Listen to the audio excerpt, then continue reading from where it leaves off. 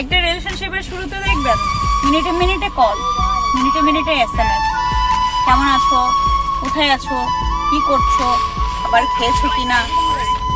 আপনি যখন বলবেন না খাবার খাইনি, তখন সে বলবে দেরিতে খাবার খেলে শরীর অসুস্থ করবে। এমনই এত কেয়ারিং করবে ভাই, আপনার কাছে মনে হবে আপনার লাইফে এমন কেয়ারিং আর কেউ করেনি। আবার সেই রিলেশনশিপটা যখন পূর্ণ হতে যাবে, কয়েক মাস কয়েক বছর কেটে যাবে, তখন দেখবেন সেই কেয়ারিংটা আর আগের জায়গায় নেই। আপনি তাকে যখন ফোন বা SMS করবেন, বলবে পরে কথা বলছি, SMS এর রিপ্লাইটা আর সাথে সাথে আসতেছে না, বলবে ব্যস্ত ছিলাম, একটা কাজ ছিল, অনেক বিজি ছিলাম। আপনার কাছে তার ব্যস্ততার মুহূর্তটাই তুলে ধরবে, আগের মতো সেই কেয়ারিং এর জায়গাটা আর থাকবে না আপনার।